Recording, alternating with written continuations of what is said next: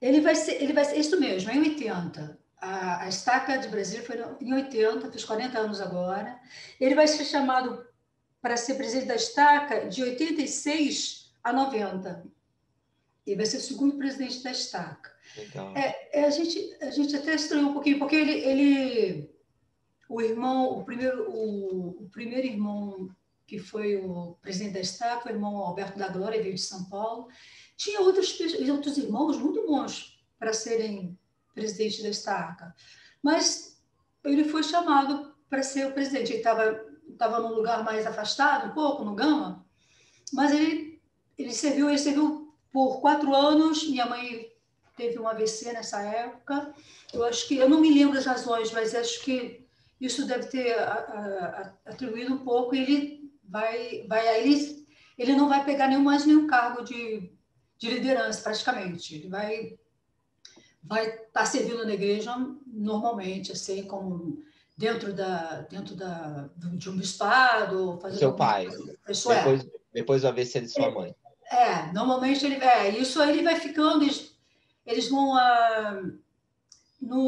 meu pai e minha mãe, eles fizeram em 2000 50 anos de casados. Aí eles fazem essa comemoração e depois ele muda para Curitiba, a convite do meu irmão que morava lá, para ele conhecer. Não, vem para cá, você fica aqui um pouquinho para vocês conhecerem. E eles vão para Curitiba, ela faz uma cirurgia e ela veio a falecer. Tem uma história muito legal aí, mas eu queria voltar um pouquinho,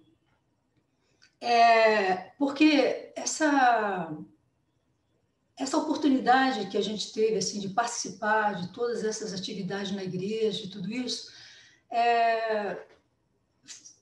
eu gostaria de mostrar um pouco assim esse perfil dos meus pais. Ele era um homem muito comprometido, sabe? Ele era um homem assim muito direto. Ele falava as coisas bem francamente. Ele não tinha muito ele bem falava, mas ao mesmo tempo ele era muito caridoso, assim, ele tinha uma preocupação, porque quando nós estamos nessa fase que ele sai para a reserva, ele vai ser professor, nós mudamos ele perde a moradia da aeronáutica, né, que ele não pagava nada, então ele vai passar a pagar um aluguel esperando sair uma casa que ele tinha comprado uma cooperativa. Nesse período, nós estamos em Taguatinga, nós recebemos muita ajuda lá. As irmãs levavam roupas, porque nem sempre você tem dinheiro para comprar roupas. E eu me lembro, assim, a alegria da minha mãe em receber as roupas. E a gente, em nenhum momento, a gente achou que isso era ruim, que isso era uma coisa que humilhasse. Então, por que eu estou querendo fazer a questão de contar isso? Porque essa ajuda que a gente recebe desperta em nós um compromisso muito grande em servir as pessoas. Do mesmo modo como as pessoas tinham sido bondosas conosco, nós aprendemos que nós devíamos ser bondosos com os outros também. E eles foram muito bondosos, eles foram muito gentis com os outros. A gente presenciou isso. Ele foi presidente de ramo 2 vezes, a gente via como ele se preocupava, né, com as pessoas. A minha mãe, ela tinha uma característica, ela teve uma vida assim muito interessante. Ela foi filha única porque ela, aos 10 anos, perde a irmã dela com tuberculose. Ela tinha uma outra irmã que morreu nova, assim que nasceu, e então ela com 10 anos, ela passa a ser a única filha. E ela tinha absolutamente tudo. Ela tinha condições de vida muito boas, assim. E ela vai perder a mãe dela com mais ou menos 14 anos, e aos 15 ela vai contrair uma tuberculose. A tuberculose é pior que AIDS, só para lembrar para as pessoas, porque ela tinha contágio. Então ela teve que ser internada, separada, né? Chamavam de sanatório na época, para fazer o tratamento dela. Ela vai fazer esse tratamento, quando ela vai para esse sanatório, ela teve uma crise muito forte, o médico pensou que ela ia morrer, mas ela consegue sobreviver e depois vai vir um antibiótico, né, uma espécie de uma penicilina, própria para tratar a tuberculose, então ela sai e vai fazer esse tratamento, dá certo. Mas quando ela está grávida, para ter o primeiro neném, ela ficou preocupada, porque esse remédio que ela tomou, ela tinha sequelas, né? Tinha assim, ela tinha praticamente só um pulmão. E ela vai perguntar para o médico, e aí, doutor, será que faz mal eu ficar grávida, ter filhos? Ela falou, você, Tereza, é um vaso rachado. Então, você pode... Sabe como é que é um vaso rachado? Ele dura muito tempo, ou pode... Então, só vive a sua vida. E ela teve filho muito bem, ela tinha os partos maravilhosos, você viu, né? 14 foi, e ela sempre achou que isso era a missão dela. Ela sempre sentia, ela falava que, nossa, ter filhos era uma experiência maravilhosa. Então, aí foi tendo os filhos dela. E quanto mais quando ela entrou para a igreja, soube que ela estava ajudando a trazer corpos espirituais para os filhos do Pai Celestial, né? Corpos físicos, os filhos espirituais do Pai Celestial. Então, ela teve todos esses... Ela falou que a missão dela era essa, mas ela tinha, isso que eu gostaria de contar dela, ela tinha uma ligação com a questão do plano de salvação, com o trabalho no templo, muito especial, porque ela entendia que tinha os pais delas que estavam do outro lado do véu, então ela... Isso sempre a motivou muito a fazer o trabalho no templo. Ela achava que o trabalho missionário, vicário, né, era muito importante. Então, olha só o que ela fazia. Ela tinha que receber, às vezes ela ia receber no Rio de Janeiro um aluguel que eles tinham lá, um tio tinha deixado uma coisa para ela, uma casa, e então ela ia lá para receber esse aluguel. Sabe como era que ela fazia? Gente, nós estamos em Brasília, longe de muita coisa. Daqui para o Rio de Janeiro é mais ou menos 1.500 quilômetros. Ela vai sair. O que ela faz? Ela pega um ônibus, ela era pequenininha, sabe? Ela tinha 1,58 m, meu pai tinha 1,90 m. Ela vai pegar um ônibus, ia até São Paulo, fazia duas sessões de investiduras, depois pegar um ônibus para ir, quer dizer, ela gastava 1.500 quilômetros de ônibus, depois pegava mais 400 quilômetros e ia para o Rio de Janeiro. Então, ela fazia isso uma vez por mês, praticamente. Então, ela tinha uma ligação com essa questão do templo muito forte. Quando eu soube que o templo ia ser... Vai eu de novo, desculpa. Quando anunciaram o templo em Brasília, a minha emoção foi grande demais, porque eu imagino a minha mãe, né? A alegria dela em saber que nós íamos ter um templo aqui. Então, contar essa experiência com o objetivo de mostrar como o Evangelho vai influenciar a vida deles, como influenciou a vida deles. E um dos testemunhos mais fortes que eu ganhei que eu ouvi alguém dar do Salvador foi dela. Ela estava já um pouco debilitada. E eu falei, mãe, eu vou fazer uma entrevista com você e vou gravar, que eu quero fazer uma espécie de uma biografia sua. E numa dessas entrevistas, ela olha para mim e fala assim, filha, eu sei que Deus vive, eu sei que Jesus Cristo é o nosso Salvador. Você sabe aquela história que você sabe que a pessoa sabe? E ela sabia. Então, tem um outro episódio que eu vou aproveitar e vou emendar para contar. Quando ela está para fazer essa cirurgia lá em Curitiba, ela tem um pressentimento que ela ia embora, ela ia morrer. E olha só o que ela faz. Ela vai ligar para cada um dos filhos, dos 14. Eu recebi essa ligação também. E ela me falou, minha filha, eu quero dizer para você que foi um prazer ser sua mãe.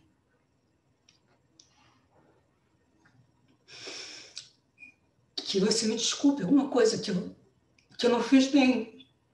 E eu disse para ela, mãe, você foi maravilhosa. Nossa, estou muito chorona, vai ser difícil isso. Aí ela pega e diz que se acontecesse alguma coisa com ela, que ela estava achando que o Pai Celestial ia chamá-la, que que eu ficasse bem, que... Então ela vai falar um pouco de coisa para, mais ou menos a mesma coisa para todo mundo. O meu irmão que estava lá, minha irmã que estava lá, ela falou, olha, não vão culpar o médico se acontecer alguma coisa, porque eu estou achando que o Pai Celestial vai me chamar. Ela faz a cirurgia e vai para o quarto. Então estava tudo bem. A minha irmã que estava com ela que conta isso. Ela falou, não fui embora. Então, agora então vou para o templo, vou fazer um ciclo. Seu pai que me aguente que eu não vou parar em casa, não. Eu vou fazer um monte de coisa. Mas depois da noite ela vai passar mal. Ela teve uma hemorragia e ela realmente falece. Então, é o tipo de pessoa que a gente acredita que teve realmente uma missão, né? Se ela cumpriu muito bem o chamado dela. E ela, muitas coisas que eu não vou poder contar aqui, mas foi uma pessoa muito especial na nossa vida e por isso eu faço questão de falar sobre eles, porque foram realmente muito comprometidos com a igreja modificou demais a vida deles, eles eram muito agradecidos e tudo que eles faziam era pela gratidão que a igreja, que o evangelho, na verdade, a gente está falando da igreja, mas o evangelho proporciona a todos nós. Amo isso. Amo a experiência que você contou da sua mãe. Imagina uma menina sozinha, né? 15 anos, já não tem... os irmãos, a irmã morreram, os pais também se foram, e ela deve sonhar, né, em ter uma família. E quando ela tem a possibilidade, mesmo tendo o vaso quebrado, como o médico falou, né? Ela confia no Senhor e ela tem os filhos. E quando ela descobre o Evangelho de Jesus Cristo, ela se torna ainda mais confiante nisso e unir a família, tanto a que ela tem agora como os que já foram. Que mulher de fé! Perfeito, Dá para realmente. ver que ela foi uma grande mulher porque nós estamos vendo o seu forte testemunho. A árvore boa produz bons frutos e porque você é um bom fruto, a gente sabe quão grandiosa foi a sua mãe e também seu pai. Me diz algumas coisas sobre o seu pai, depois que sua mãe faleceu. Seu pai é vivo? Ele Não, faleceu? meu pai, minha mãe morreu em 2001. Hum. Meu pai teve um segundo casamento e ele vai falecer em 83, em 82, perdão. Em 5 de junho de 2012, meu pai faleceu. Ele vai falecer 11 anos depois dela. Ele tinha um problema com uma espécie de uma leucemia, que é muito própria para dar em pessoas idosas. Então, ele tinha um problema no sangue, leucócitos alto, aquela coisa, eu não me lembro bem agora, mas ele tinha que ser internado sempre e ele vai vir a falecer. Mas uma última coisa que meu pai fez, a segunda esposa dele, tinha um contato muito grande em Caldas Novas, que é uma cidade aqui perto, e tem muitas pessoas idosas lá. Então, ela ficava muito tempo lá. Então, ele foi atrás da igreja lá, para frequentar a igreja. E quando ele vai frequentar, não tinha nada, era um grupo, eram algumas pessoas. Então, ele já providenciou manuais para levar, ele falava que vinha, porque ele tinha que vir por causa desse tratamento que ele fazia, ele não podia ficar lá sempre. Mas ele também se envolveu já ali, foi falar com numa escola para ver se podia frequentar as salas de aula da escola. Ele já agitou ali, já tentou arrumar alguma coisa. Eu não sei como é que tá agora, porque nessa brincadeira já tem 8 anos que ele faleceu, né? Mas ele sempre dava notícias, já adorava fazer isso. Acho que foi. Minha irmã Pai, você serviu tá... em Caldas Novas. Caldas Novas tem a igreja. Que Pois bom. é, eu não sei como é que está agora com as novas lá, mas eu sei que ele participou também, quer Eu dizer, acredito que tentou tem uma ajudar um ala pouco. lá. Eu tenho que perguntar para minha irmã, mas a igreja tem progredido. Tá É um vendo? lugar turístico, né? Muitos membros vão na Isso. época do turismo, mas depois fica vazio. Mas parece que tem raízes agora lá. Que bom saber que seu pai Bacana. participou do começo. É. O seu pai faleceu com quantos anos? 83. A minha mãe tinha 73, eles tinham a mesma idade, e ele falece com 70, ia fazer 83 anos. E me fala um pouco agora. Vocês foram selados, o seu pai e sua mãe foram selados junto com a mais novinha, né? Isso, Em com a Salt Bela, Lake. em Salt Lake. Ou, Foi em Salt mas, Lake. e aí, Aí vocês, quando depois, teve o depois atentado em nós viemos, 78, nós viemos Nós vamos nos selar aqui no Templo de São Paulo. Eu vou ter que olhar aqui de novo, porque de cor eu não sei. Mas nós selamos em... O tempo foi em 78, né? Foi 78. 78, foi em 79, em julho de 79. Legal. E vocês serviram missão, os filhos? Sim, quem fez o nosso selamento foi o patriarca Paulo Puerta, José Puerta. Que legal. Que legal. Ele tinha muita gente Ele falou, acho que eu vou bater o recorde aqui. A sala de selamento ficou lotada só com os filhos. Em torno do altar. Do altar. Mas o Paulo Puerto, o filho dele, foi conselheiro da missão do presidente Beitler, que eu fiz missão. Bom, a história da missão tem uma coisa bem legal, porque eu vi que vocês costumam perguntar qual a importância do livro de Mórmon para vocês, né? Para todo mundo.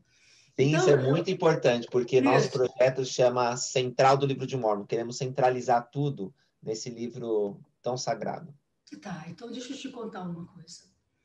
Como eu nasci na igreja, praticamente, né? A gente tinha uma coisa. O meu pai tinha quando nós entramos para a igreja, ele fez a reunião familiar, porque era pedido, ele aprendeu sobre a reunião familiar. Então, ele até conta que ele falou, gente, eu reuni meus filhos, eu estava com vergonha de falar com meus filhos. Ele ficou, que é isso? É que ele se deu conta. E isso ajudou tanto, porque na reunião familiar nossa era muito divertida. A gente cantava e falava de todos os problemas, ele deixava a gente reclamar que a gente queria reclamar, e de uma coisa, de outra. Ele ia organizando a família através das reuniões familiares. Ele gostava muito de cantar, cantava samba e tudo. Ninguém tocava, né? Minha mãe tocava um pouquinho, alguma coisa, mas não... Então, era sempre cantando, era brincadeiras. Então, nós levantávamos de manhã bem cedinho, porque ele dava aula às 7 horas da manhã. Então, o único horário possível era 5h30. Ele falou, levanta todo mundo. E meu pai era bem rígido, assim, ele não dava muito colher de chá. Vem dormindo, vem todo mundo. Aí nós íamos para a sala, lia um capítulo do livro um versículo do livro de Mórmon cada um, fazia oração e depois podia voltar para a cama, não tinha problema. Mas a gente, então, nosso primeiro contato com o livro de Mórmon foi assim, eu particularmente, foi depois quando começou o seminário. Aí eu já estava com 14 anos, 13, 14 anos, e aí sim eu tomei mais consciência do livro de Mórmon. Se você me perguntar se alguma vez eu orei para saber, isso vai ficar meio feio falar isso, mas eu espero que vocês entendam, que o livro de Mórmon era verdadeiro, eu não fiz isso, não necessariamente. O livro de Mórmon foi entrando na minha vida pelas coisas que eu ia lendo nele e os princípios que eu ia aprendendo e praticando. Eu vou exemplificar isso. Quando eu terminei o segundo grau, geralmente a gente termina com 18 anos. O ensino médio, hoje que a gente fala, eu falava segundo grau na minha época, é ensino médio. Então, eu terminei com 18 anos. No ano seguinte, alguém me disse assim, eu estava discutindo com meu irmão no negócio de missão, não sei o que lá, e falou, por que você não vai para a missão? Eu falei, como é que eu vou para a missão? A missão para as mulheres era 21 anos. E eu nunca pensei em ir na missão, nem pensar em missão. Eu tinha meu pai, eu tinha que me sustentar, eu tinha que ajudar minha família, eu tinha que trabalhar. Então, minha ideia era trabalhar, arrumar um emprego. Aqui em Brasília tem muitos concursos, então é um pouco difícil, você tem que estudar, mas eu ia dar um jeito de arrumar passar num concurso desse e arrumar um emprego para mim, eu me ajudando e ajudava meus pais. E depois, quem sabe, me casar e ter filhos, essas coisas todas. Missão, nem pensar. Aí ele me fala isso, falou, mas agora pode ir sim, com 19 anos foi liberado, a igreja liberou para o Brasil, pode ir com 19 anos. Aí aquilo, na minha cabeça, eu falei, nossa, como é que acontece isso agora, que eu estou bem pronta para isso? Eu falei, Aí o que eu fiz? Comecei a orar sobre o assunto. Aí eu vou me lembrar, numa das minhas orações, eu vou lembrar da história do arco quebrado de Nefe. Lembra que o arco quebrou? Isso sempre representou para mim um momento de dificuldade. O que você faz no momento de dificuldade? Quem você procura? No caso do Nefe, construiu um arco de madeira e foi pedir para o pai dele, para saber onde é que ele tinha que ir, não é isso? Esse é um princípio. E eu usei o mesmo princípio. Eu orei e falei, Pai Celestial, está resolvido. Ó. Deixa eu falar com meu pai, inspira meu pai. O que ele falar, eu vou fazer. Porque eu fiquei muito sentida, achei que eu tinha que ir. Mas eu fiquei ainda um pouco receosa, porque tinha um custo, né? E tudo isso, como é que eu... Aí eu fui na... Eu me lembro isso perfeitamente. Eu saio do meu quarto, vou até a sala e está lendo o jornal dele lá. Aí eu falo, pai, deixa eu falar uma coisa para você. Eu estou pensando em ir para a missão. O que você me fala? Ele olhou para mim. Lá vai eu de novo. Ele devolveu a pergunta para mim. Ele falou, se você quiser ir para a missão, nós vamos te apoiar. Eu e sua mãe te apoiamos. Você pode ir. Aí a minha resposta estava dada. Então, e foi assim que o livro de Mórmon foi entrando. Cada princípio, cada coisa que a gente vai aprendendo e a gente vai praticando, a gente traz para nós. E onde você foi servir, missão? Eu servi, naquela época, eu fui em outubro de 76, era a missão São Paulo Sul. A mesma do Fernando Araújo. Eu o conheci lá, nós não fomos muito próximos, mas eu o conhecia, sabia que ele estava na missão. E a missão São Paulo Sul era enorme, era o sul de São Paulo todo, o Paraná inteiro e um pedacinho Blumenau. Então era um mundo. Eu servi, o primeiro lugar foi Ponta da Praia, depois eu vim para... Eu também servi lá. Na Ponta da Praia, você também foi São Paulo? Aliás, desculpa, eu não servi, eu morei lá, eu morei na Ponta da Praia. Ah, Ponta da Praia, tinha uma capela bem pequenininha. A minha companheira, Sister Lopes, ela era uma descendente peruana, a mãe era peruana, o pai era brasileiro, e foi maravilhoso. Ela foi uma missionária, nossa, fantástica. Aí sempre tenho boas pessoas para me ajudar, é isso que eu falo. Eu estou tão agradecida por isso, eu sempre tive pessoas tão boas à minha volta me ajudando. Aí ele vai para... Eu vou para Jardim da Saúde. E a Jardim da Saúde era uma casa, gente. Hoje é uma estaca. Isso é que é legal na igreja. Por isso que é legal estar tanto tempo na igreja. É uma estaca. E aí eu vou... O presidente Xi, eu faço questão de falar, foi o meu primeiro presidente de ramo, muito querido. Irmã Xi também.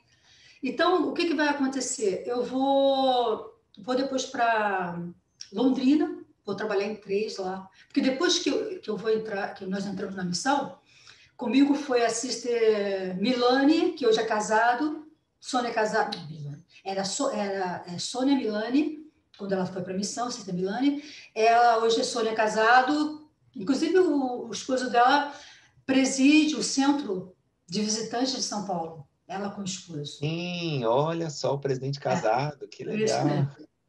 Então, nós fomos juntos, ela era de Goiânia, nós fomos juntos para a missão, lá a gente conheceu a Sister Miller. E aí Você só foi com 19 aninhos para a missão? 19 anos. Nossa, depois mudou a data, a idade para... Porque acho que entra o templo, né? E depois, agora, nos últimos tempos, mudou de novo para... Que eu achei muito legal. Agora, a missão, quando eu cheguei na missão, eu era muito inocente. Eu achava que eu estava preparada, porque eu tinha feito seminário, tinha feito instituto, mas a vida não. Olhar as pessoas vivendo a vida delas com com violência doméstica, às vezes, com isso, aquilo deu um susto, mas também eu voltei bem mais madura, né? A gente volta bem mais madura da missão. Aí foi assim, fiquei em Curitiba. Sabe quem foi uma companheira que é muito legal de falar? Foi a Miriam Barbosa, que é a esposa do Delverso Martins, não, o filho dele. Esqueci. Oh, a Mira, eu sei sim. Marco Vécio. O Marcos Martins, professor da BIU, BIU, Havaí, desculpa. Havaí, Foi minha companheira por 30...